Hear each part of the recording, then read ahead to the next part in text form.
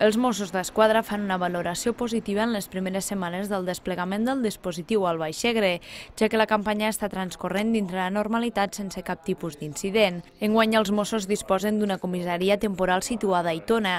L'equipament permet agilitzar totes aquelles denúncies que generen a la zona sense la necessitat de desplaçar-se fins a Lleida ciutat. Si haguéssim de fer una valoració de quina és l'evolució que s'està duent amb el dispositiu, podríem parlar de normalitat.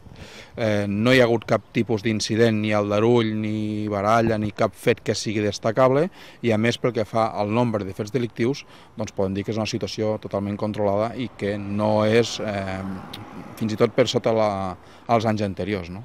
La policia catalana fa més de 20 anys que desenvolupa tasques de mediació entre temporers que arriben al Segrià per treballar la campanya de la fruita.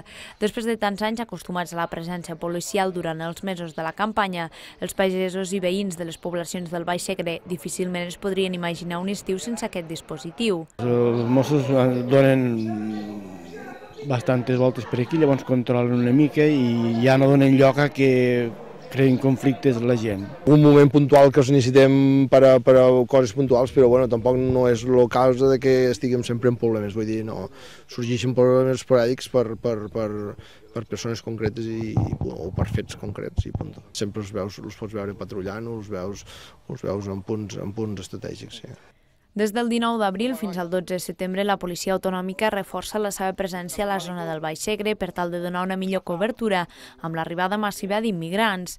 Els Mossos d'Esquadra visiten les finques on hi ha els temporers treballant per vetllar que no generi cap conflicte i alhora controlen els seus allotjaments i aquells assentaments coberts però que són il·legals. Els agents tenen controlats la majoria d'aquests indrets a la comarca i acostumen a passar-hi diàriament per assegurar-se que ningú hagi pres mal, ja que és molt difícil fer fora a les persones que s'hi queden a dormir sense que no hi hagi una denúncia per part del propietari.